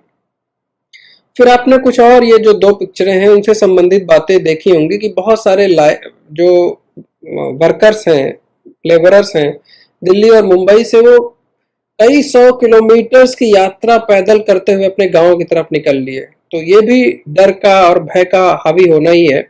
और व्यक्तिगत तौर पर बहुत सारे लोग, जो लोग अकेले घरों में रह रहे हैं, वो बहुत चिंतित हो जा रहे हैं, डर जा रहे हैं, घबरा जा रहे हैं, या उनके शरीर में और माइंड में तरह तरह की मुश्किलें आ रही हैं, तो ये इसके व्यावहारिक और इमोशनल फर्क हैं जो कि इस बीमारी के जरिए हमको जाहिर हो रहे हैं। अब मैं इस बात को थोड़ा दो कहानियों के माध्यम से आपको और समझाने की कोशिश करूंगा। हालांकि ये कहानियां पूरी तरह से काल्पनिक हैं, लेकिन मैं आपको बताने की कोशिश करूंगा कि ऐसी परिस्थितियों से हम लोग दो चार हो रहे हैं और जो कि समझना आपके लिए जरूरी है ताकि आप इन परिस्थितियों में बेहतर मदद कर सके। तो सबसे पहली कहानी है कुकू नामक एक नौजवान की। वो एक 22 साल का लड़का है। वो लॉकडाउन के समय भी अनावश्यक सड़क पर घूमता रहा, दोस्तों से मिलता रहा। उसके परिवार वाले उसको मना करते थे, फिर भी वो घर पर नहीं रुकता था। हालांकि उसके परिवार के अन्य सभी लोग सारे नियमों का पालन करते रहे, यानी कि लॉकडाउन में घर पे रहे, सोशल डिस्टेंसिंग करी, हाथ लगातार बार बार जैसे धोने को कहा जा रहा है जब घर से बाहर निकलते हैं, वो सब चीजें उन्होंने पालन करी। एक दिन कुकू के दादा को बुखार आने लगा और उन्हें जल्द ही अस्पताल में भर्ती करना पड़ा। बाद में टेस्ट करने पर यह पता चला कि कुकू के दादा को कोविड-19 की बीमारी है। उनका टेस्ट पॉजिटिव आया। अब उनके परिवार में कुकू ही एकमात्र सदस्य था जो कि सरकार के नियमों का पालन नहीं कर रहा था। हालांकि कुकू को खुद से बीमारी के किसी तरीके के कोई सिम्टम नहीं आए। आपने देखा कि ये बीमारी ऐसी है कि बहुत बार नवयुवकों में पूरी तरीके से एसिम्प्टोमेटिक हो सकती है और उससे दूसरे लोगों पर प्रभाव पड़ सकता है। तो इसलिए हमारा व्यवहार केवल हम पर ही असर नहीं डाल रहा, हमारे आसपास के सारे लोगों, परिवार के सदस्यों और समाज की और लोगों पर भी इसका असर पड़ रहा है। तो इसलिए हम सब की जिम्मेदारियां इस समय थोड़ी ज्यादा हो जाए। अब कहानी नंबर 2, ये एक राघव नामक लड़के की है। वो एक 20 साल का लड़का है। वो सरकार की दी हुई सारी जानकारियों का पालन कर रहा है। लॉकडाउन के दौरान वो अधिकांशतः घर पर ही रहता है। जब बहुत ज्यादा जरूरत हुई तो उसने अपने पास की एनजीओ के साथ मिलकर राहत सामग्री के वितरण करने में मदद भी की। उसके पड़ोस में एक वृद्ध दंपत्ति रहते हैं जो जरूरी सामान के लिए भी बाहर नहीं निकल पा रहे थे, तो उनके जरूरी सामान को लेने के लिए भी वो कभी कभार बाहर निकला। लेकिन अगर वो बाहर भी निकला तो उस दौरान उसने सभी नियमों जैसे कि सोशल डिस्टेंसिंग, मास्क का प्रयोग, बार बार हाथ धोना आदि का पालन किया। इस तरीके से उसने समाज और परिवार के लिए बहुत उपयोगी और परिपक्व भूमिका निभाई और सरकार के दिए हुए नियमों का ठीक ढंग से पालन भी किया। अपने पास पड़ोस और परिवार के लिए प्रभावी भूमिका भी निभाई और खुद भी इन्फेक्शन से बचा रहा और आगे भी इन्फेक्शन को फैलाने में उसने पार्टिसिपेट नहीं किया। तो इस तरीके से हमारी भावनाएं और हमारा व्यवहार केवल हम ही को प्रभावित नहीं कर रही है, बहुत सारे तरह की परिस्थितियों को प्रभावित कर रही है। अब आप ये देखिए कि कोविड-19 जो है बहुत सारे तरीके के मानसिक असर हमारे समाज में डाल रहा है। हम लोग इस तरह की परिस्थितियों से दो चार हो रहे हैं कि कुछ लोग बहुत ज्यादा उदासी से ग्रस्त हो जा रहे हैं, कुछ लोग तनावग्रस्त हो जा रहे हैं, कुछ लोग बहुत ज्यादा डर जा रहे हैं या उनके मन में आशंकाएं, डर, भय और बहुत सारी तरीके के नकारात्मक इमोशंस हावी हो रहे हैं। तो ये जो इमोशंस हमारे ऊपर हावी हो रहे हैं, इनको हम कैसे ज्यादा बेहतर ढंग से समझ सकते हैं, कैसे इनको काबू पा सकते हैं और कैसे अन्य लोगों की मदद कर सकते हैं जो इन परिस्थितियों से गुजर रहे हैं, इसके बारे में हम थोड़ी और बात करने वाले हैं। ठीक है, अब आप देखें कि आप क्या कर सकते हैं इस परिस्थिति में, भावनात्मक और व्यवहारिक प्रबंधन की परिस्थिति में। हालांकि मुझे पता है आप लोग डॉक्टर नहीं है, लेकिन हर व्यक्ति अपनी भावनाओं को कंट्रोल करना सीख सकता है, अपने व्यवहार का सही ढंग से प्रबंधन सीख सकता है। अगर आपको कुछ मूलभूत जानकारियां हो तो आप न केवल खुद की मदद कर सकते हैं बल्कि अपने परिवार की, पड़ोसियों की, मित्रों को भी सही सलाह और जानकारी दे सकते हैं। हम आपसे उम्मीद करते हैं कि अगर जरूरत हुई तो आपको टीम के साथ में समाज में निकलना होगा जिससे कि आप लोग हमारे देश को मदद कर सकें इस कोविड-19 बीमारी की परिस्थिति में। तो टीम में काम करने के लिए क्या भावनात्मक और व्यवहारिक प्रबंधन की आवश्यकता है। और जनसाधारण, जब आप अनजान लोगों से मिल रहे हैं जिनकी आप मदद करने की कोशिश कर रहे हैं, तो अगर वो कोई ऐसी परिस्थिति दिखाते हैं जहां पर भावनात्मक और व्यावहारिक समस्याएं हैं, तो उनकी क्या मदद कर सकते हैं आप, इनके बारे में हम लोग संक्षेप में बात करेंगे। तो सबसे पहले कोविड-19 के समय भावनाओं पर नियंत्रण के सबसे मूलभूत और सबसे सामान्य तरीके क्या है। देखिए, हम जानते हैं कि न्यूज़ या खबरें हमारे को सही जानकारी देने के लिए और सही तरीके से तैयार करने के लिए बहुत ज़रूरी है। वो हमको जागरूक रखने में मदद करती हैं। लेकिन ऐसा देखा गया है कि हमेशा न्यूज़ देखते रहना हमारे लिए बहुत उपयोगी नहीं होता। इसमें हम ये पाते हैं कि जो लोग लगातार न्यूज़ देखते रहते हैं वो कई बार ज़रूरत से ज़्यादा भयभीत हो जाते हैं। इसलिए बहुत ज़रूरत से ज़्यादा न्यूज़ देखते रहना कोई समझदारी की बात नहीं है। फिर ये बात है कि उन चीज़ों पर ध्यान केंद्रित करने की कोशिश करनी है जिन्हें आप नियंत्रित कर सकते हैं। इस परिस्थिति में सारी चीज़ें हम में से किसी के नियंत्रण में नहीं है। हम लोग ये देख रहे हैं कि इन्फेक्शन कितना फैलेगा, कितने लोगों को प्रभावित करेगा, इकोनॉमी में क्या फ़र्क पड़ेगा, समाज में और किस तरह के बदलाव आएंगे। इन चीज़ों पर हम में से कोई व्यक्ति अकेले इनको नियंत्रित नहीं कर सकता। तो इसलिए इन सब बातों की ज़्यादा चिंता करने से कोई लाभ नहीं है। ना हम अपने आप को मदद कर पाएंगे, ना किसी और को मदद कर पाएंगे। इस बीमारी को कंट्रोल करने का एक सबसे महत्वपूर्ण पक्ष सोशल डिस्टेंसिंग कहा जा रहा है कि हमको एक दूसरे से दूर रहना है, कम से कम 6 फीट की दूरी बनाए रखनी है ज़्यादातर परिस्थितियों में। हालांकि मैं यहाँ पर एक बात एम्फेसाइज करना चाहता हूँ कि ये चीज़ शारीरिक रूप से दूरी बनाए रखने के लिए है। सामाजिक रूप से मैं आप सभी को राय दूंगा कि आप एक दूसरे से जुड़े रहें, बात करते रहें, एक दूसरे को सहारा देते रहें, एक दूसरे के प्रति प्रेम की और सहयोग की भावनाएं बनाए रखें। तो इस तरीके से हम अपने तनाव को काफ़ी हद तक कंट्रोल कर पाने में हमें मदद मिलती है। इस पूरे समय के दौरान हमें अपने शरीर और मन का ख्याल रखना है ताकि हम इन चीज़ों को ज़्यादा बेहतर ढंग से कंट्रोल कर पाएं। हम अपनी भावनाओं को ज़्यादा बेहतर ढंग से कैसे समझकर नियंत्रित कर सकते हैं। तो जैसे हमने कहा कि बहुत सारी अनिश्चितताएं चल रही हैं हमारे समाज में, तो ये बात समझने की ज़रूरत है कि कुछ भावनात्मक प्रतिक्रियाएं इस समय संभव है। कुछ डर, भय, चिंता हम में से सभी के मन में कभी न कभी हावी हो सकती है। लेकिन जरूरी बात यह है कि इस डर, भय को हम पूरी तरीके से समाप्त नहीं कर सकते। कई बार ये थोड़ा सा डर, भय हमें समझदारी और सही कदम उठाने के लिए भी प्रेरित करता है। तो इस बात को हमको स्वीकार करना है और इस डर, भय को जरूरत से ज़्यादा अपने ऊपर नहीं हावी होने देना है। जैसे कि अगर आप देख सकते हैं कि फियर को अगर हम लोग एक अलग नज़रिए से देखने की कोशिश करें, तो अगर हम लोग सभी परिस्थितियों का सही ढंग से सामना करते हैं तो ये हमें आगे बढ़ने में मदद करता है। तो इस परिस्थिति में खुद को तैयार करने के तरीके क्या हैं? एक तो कि हम अपनी ज्ञान और क्षमताओं में वृद्धि करें।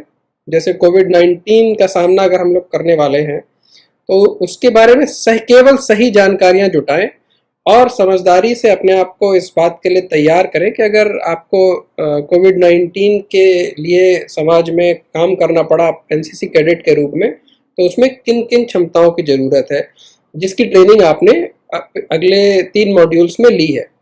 साथ में वैचारिक और भावनात्मक तैयारी की विचार आपके सकारात्मक रहें और अपनी भावनाओं को कंट्रोल करने के लिए आप अपने आप को तैयार कर सकें। लॉकडाउन के दौरान मनोबल बनाए रखना, ये भी बहुत सारे लोगों के लिए एक मुश्किल परिस्थिति हो रही है कि जब वो बहुत दिनों से घर में बंद हैं और बाहर निकलने को नहीं मिल रहा है, तो बहुत सारे लोग काफ़ी मानसिक तौर पर परेशान हो जा रहे हैं। तो इस समय मनोबल बनाए रखने का एक महत्वपूर्ण तरीका ये है कि सबसे पहली बात तो कि अपने आप को इस बात के लिए याद दिलाते रहना है कि हम सब इसमें एक साथ हैं। ये केवल मेरे साथ नहीं हो रहा है और इस बीमारी को कंट्रोल करने के लिए लॉकडाउन एक सबसे प्रभावी तरीका है। हम सब लोग मिलकर ऐसा कर रहे हैं, इसलिए जरूरी है। ऐसा सोचने से व्यक्ति को अपना साहस बनाए रखने में मदद मिलती है। फिर हम सबको खुद को उत्साहित रखना है और आवश्यक स्किल्स या कौशल के लिए हमको नए नए तरीके खोजने हैं। ठीक है, हम सभी लोग कुछ न कुछ चीज़ों में पारंगत होना चाहते हैं। तो ये एक बहुत कीमती समय है जब आपको मौका मिल रहा है कि जिन चीज़ों को आप सीखना चाहते हैं उन चीज़ों के लिए आप प्रयास कर सकते हैं।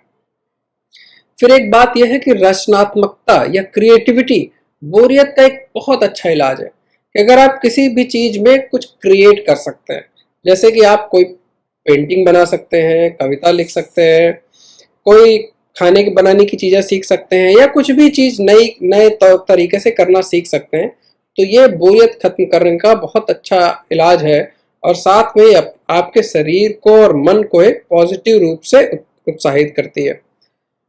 अन्य जो शौक हैं आप उसके लिए बहुत अच्छा समय है और उस समय का आप उपयोग कर सकते हैं।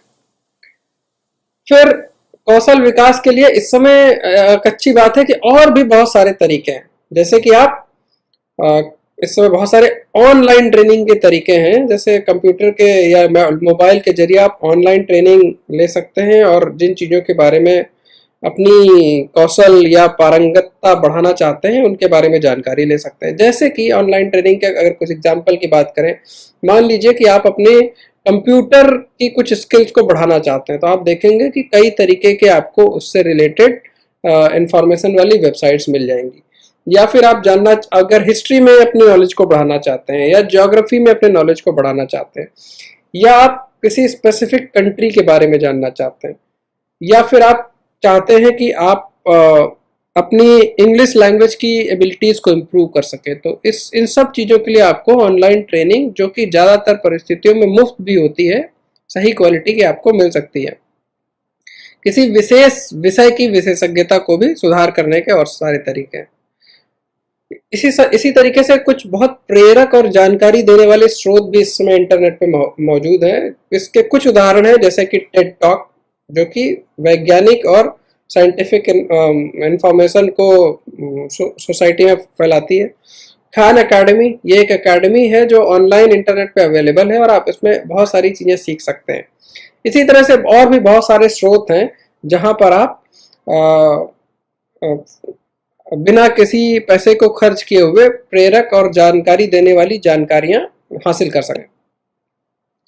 फिर जो लोग जरूरत से ज्यादा चिंतित हो जा रहे हैं वो अपनी चिंता को कैसे नियंत्रित करें, ये भी एक महत्वपूर्ण बात है।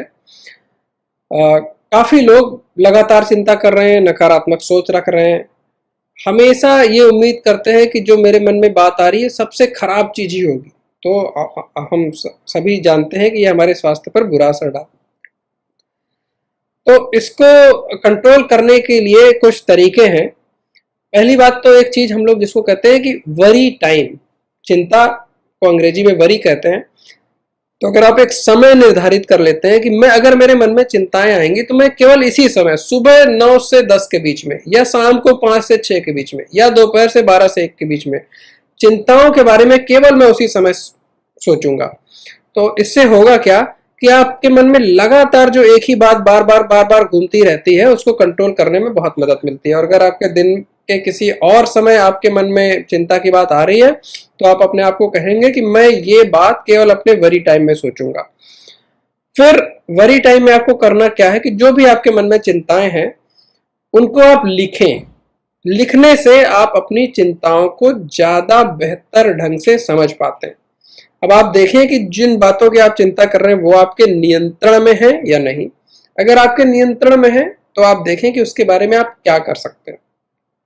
उससे उस परिस्थिति से डील करने के लिए जो बेस्ट पॉसिबल सॉल्यूशन आपके पास है वो आप करने की कोशिश करें।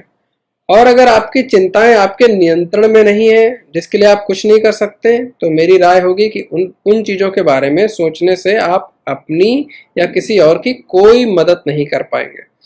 और कभी कभी हमको अनिश्चितताएं स्वीकार करनी पड़ती हैं, तो हमें ये स्वीकार करना पड़ेगा कि आगे हमारी इकोनॉमी पर, हमारे परिवार पर इस बीमारी का, इस परिस्थिति का क्या फर्क पड़ेगा हमें नहीं पता। तो ठीक है, इस बात को हम एक्सेप्ट कर लेते हैं। फिर अगर चिंता लगातार चलती ही चली आ रही है, उस समय अगर हम किसी अन्य काम में मन लगाएं, कुछ शारीरिक श्रम करने लगे, किसी से बात करने लगे, ध्यान या रिलैक्सेशन की कुछ अन्य तकनीकें होती हैं, इन चीज़ों पे अपना समय लगाएं तो चिंता का जो चक्र होता है कि लगातार जो चिंता एक के बाद दूसरी चिंता चलती रहती है, उसको नियंत्रण करने में मदद मिलती है। ठीक है।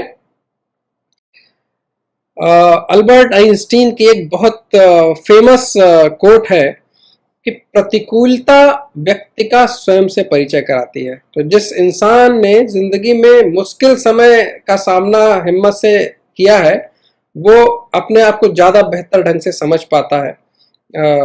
ये इस कोट का सार है और मुझे लगता है इस परिस्थिति में ये एक बहुत समसामयिक और रेलेवेंट बात है।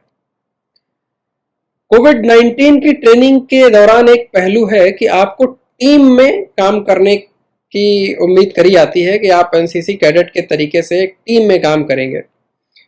तो टीम वर्क में भावनाओं और व्यवहार को कैसे नियंत्रित रखना है, इसकी एक बात है कि ये समझिए कि केवल इन्फेक्शन ही नहीं फैलता है एक से दूसरे में, हमारे जो विचार होते हैं, हमारी जो भावनाएं होती हैं, हमारे जो व्यवहार होते हैं, वो भी एक दूसरे से बड़ी तेजी से फैलते हैं। अगर टीम में कोई एक व्यक्ति लगातार निराशा की बातें करता है, नकारात्मक बातें करता है, सबकी आलोचना करता है, हमेशा गुस्सा या बुरा व्यवहार करता है, तो कई लोग टीम के उस व्यवहार से प्रभावित होने लग जाते हैं और उस तरह की चीजें करने लग जाते हैं। तो इसलिए मेरी आपसे राय है कि जब भी आप किसी टीम में काम करें तो दूसरे लोगों में आशा का, उत्साह का, सकारात्मकता का संचार करें। ये केवल टीम को फर्क नहीं डालेगा, इससे आपकी भी आशा, उत्साह और सकारात्मकता में आमूल चूल बदलाव आएगा। और ये समझना कि हमें इस परिस्थिति में बहुत ही साहस के साथ और निस्वार्थ भावना के साथ काम करना है। जब हम इस मनोस्थिति के साथ में काम करेंगे तो हम अपना बेस्ट दे पाएंगे और उस टीम में ज्यादा बेहतर ढंग से मदद कर पाएंगे। फिर जो भी काम आप कर रहे हैं उस काम में आनंद लें। कोई भी काम छोटा या बड़ा नहीं होता। जो काम टीम में आपको दिया जा रहा है उसको अगर आप एंजॉय करके, आनंद करके करते हैं तो वो काम एक खेल बन जाता है। और एक सबसे जरूरी बात यह है कि ये जो कोविड-19 के दौरान आप वॉलंटियरिंग करने वाले हैं, ये आपके जीवन का एक बहुत अनोखा अवसर होने वाला है, शायद आपके जीवन के सीखने का एक बड़ा अवसर। तो इस बात के लिए आप समाज की, एनसीसी की और अपने परिवार के प्रति कृतज्ञता और आभार का अनुभव करें। तो आप पाएंगे कि ये काम एक बहुत मीनिंगफुल एक्टिविटी की तरह से आपके जीवन में बना रहेगा। इन सब परिस्थितियों के बावजूद कई बार डर हम सब में हावी हो जाता है कुछ देर के लिए। वो कोविड-19 के परिस्थिति के बारे में बात करें तो वो डर इन्फेक्शन होने का हो सकता है। ऐसा हो सकता है कि हमको फर्क नहीं पड़ेगा लेकिन कहीं मेरा परिवार तो इससे प्रभावित नहीं हो जाएगा। तो देखिए, इसके बारे में मुझे कहना यह है कि अगर आप समझदारी भरे तरीकों से सुरक्षा के तरीकों का नियमित इस्तेमाल करते हैं और उचित इस्तेमाल करते हैं तो आपके या आपके परिवार के इससे प्रभावित होने का खतरा लगभग नगण्य है। बहुत सारे डॉक्टर्स, नर्सेज इस बीमारी की परिस्थिति में सीधे पेशेंट्स के साथ काम कर रहे हैं, वो भी अपने आप को सुरक्षा के तरीकों का इस्तेमाल करते हुए बचाए रखते हैं। आपको उम्मीद ये है कि कभी भी डायरेक्ट पेशेंट्स के सामने एक्सपोजर की परिस्थिति या तो नहीं आएगी या फिर बहुत सारी उसके साथ सुरक्षा के तरीकों के साथ में आएगी। इसलिए टीम में हमेशा स्वयं को और टीम को शांत और तनाव रहित माहौल में काम करने का वातावरण बनाने की हमें कोशिश करनी है। अगर फिर भी हमारे ऊपर डर या तनाव हावी होता है तो मैं आपको सलाह दूंगा कुछ समय आप थोड़ी देर के लिए रुक जाएं, जो भी काम कर रहे हैं थोड़ी देर कहीं शांत बैठ जाएं और फिर अपने मन को, अपने विचारों को शांत करने की कोशिश करें। ठीक है। आप इस दौरान अपने डर के बारे में या अपनी आशंका और चिंता के बारे में किसी समझदार व्यक्ति से थोड़ी बात भी कर सकते हैं।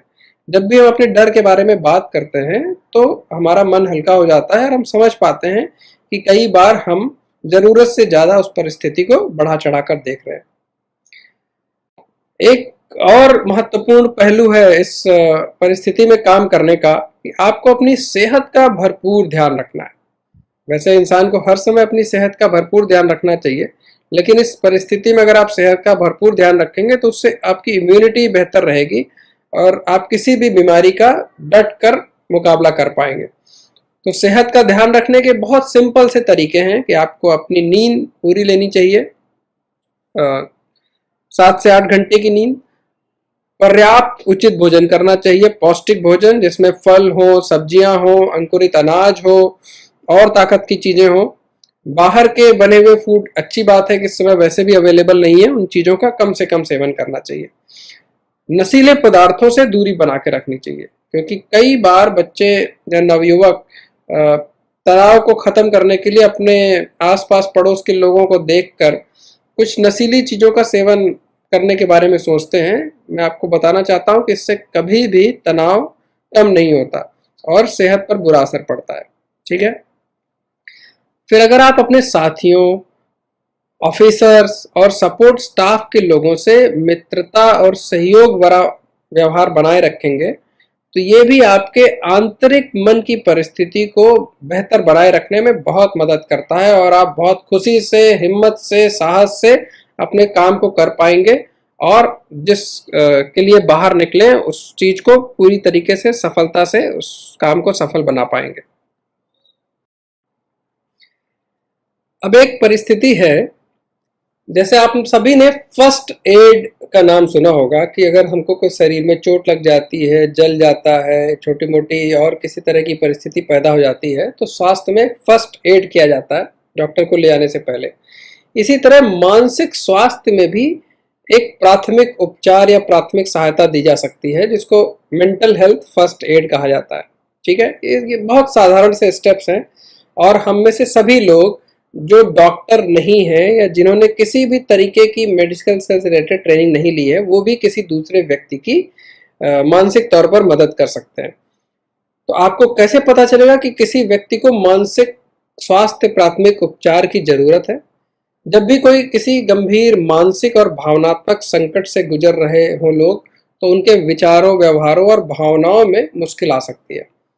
तो आप उनके संकट की पहचान करने में उनकी मदद कर सकते हैं।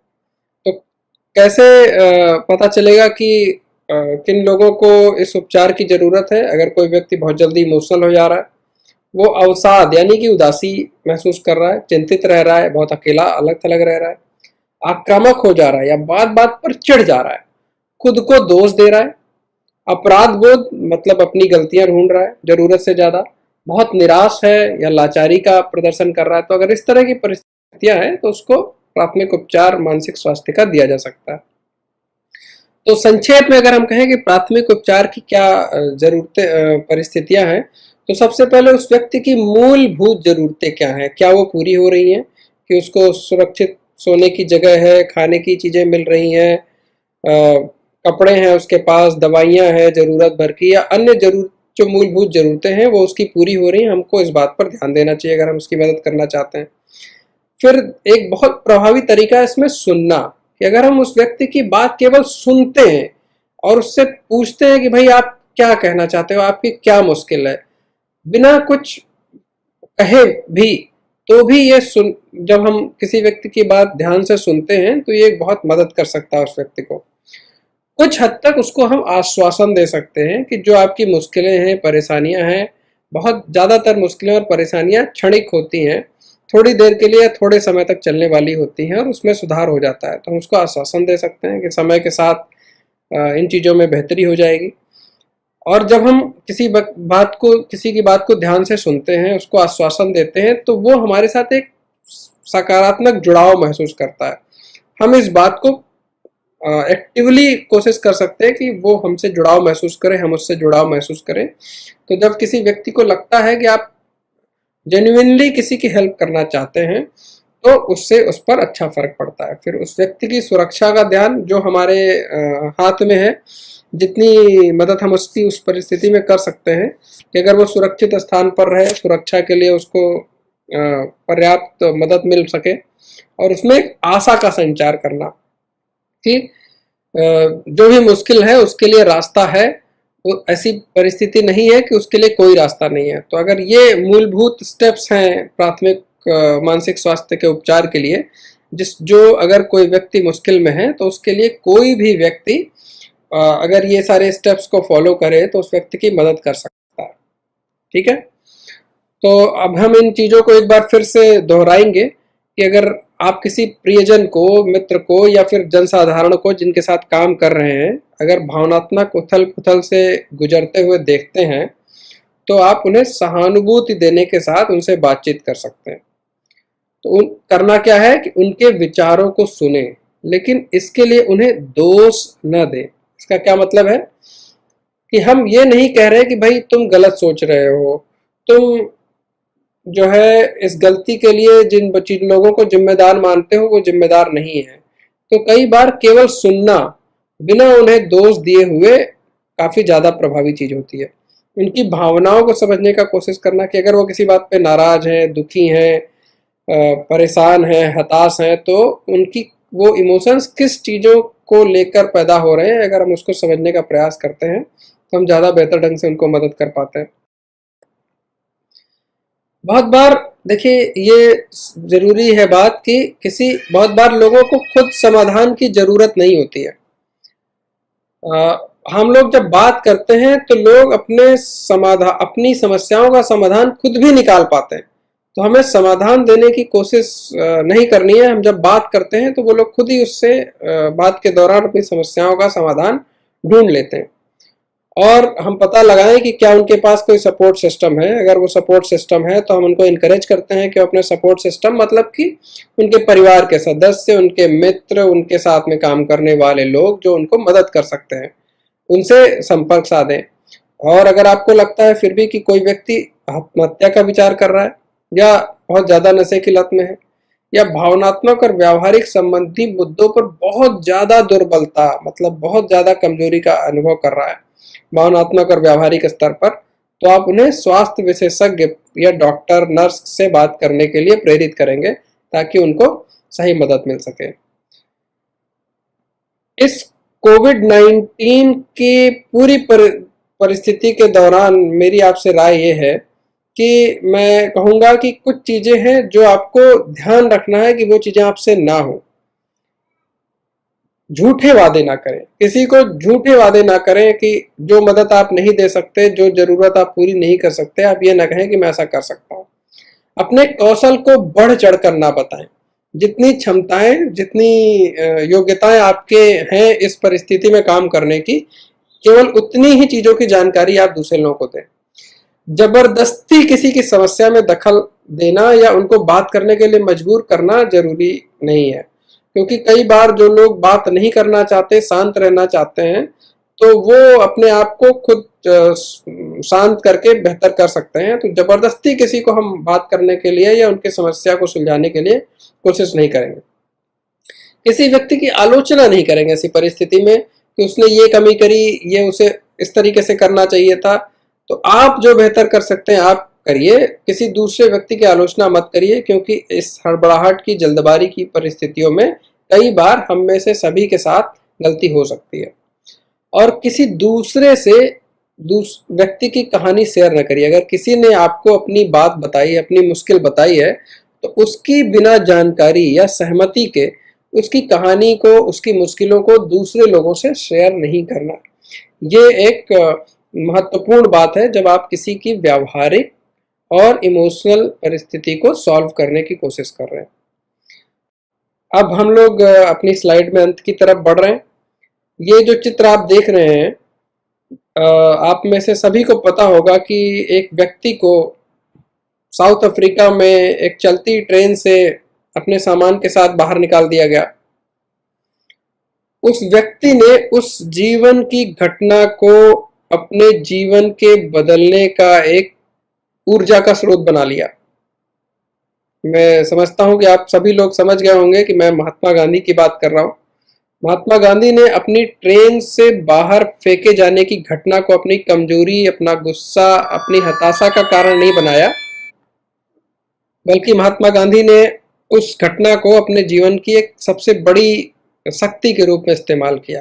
तो कई बार प्रतिकूलताएं व्यक्ति के जीवन की सबसे बड़ी सच्ची परीक्षाएं हो जाती हैं। इसलिए अगर आप इस प्रतिकूलता की परिस्थिति में साहस के साथ देश, समाज के काम करने के लिए अपने आप को तैयार कर रहे हैं, तो ये आपके जीवन के लिए भी एक बहुत सार्थक और समझदारी भरी परिस्थिति होने वाली है। अंत में मैं आप सभी का बहुत बहुत धन्यवाद करना चाहता हूं। हम सब इस परिस्थिति में, इस मुश्किल घड़ी में एक दूसरे के साथ हैं और हम सब मिल के इस परिस्थिति से बाहर निकलेंगे। और जरूर हम इस बीमारी को अपने देश से, अपने समाज से बाहर निकालेंगे और अपने लोगों की ज़्यादा बेहतर से बेहतर मदद करेंगे। जय हिंद, नमस्कार। साथ ही हम आपसे अपेक्षित करते हैं कि ये एनसीसी के करीब 1,25,000 की फौज है जो कि हमारे साथ है, और इसमें आप सबसे अनुरोध है, आप सबके माता पिता से अनुरोध है कि इस प्रतियोगिता में हिस्सा लें, क्योंकि घर बैठे इसमें जानकारी आपको बिल्कुल पक्की जानकारी मिल रही है, मेडिकल प्रोफेशनल से मिल रही है, कोई इसमें मिथ्य नहीं है, कोई भ्रांतियां नहीं है। तो आप सब इसमें प्रतिभाग लें और अपना जो परीक्षा है उसमें भाग लें। धन्यवाद।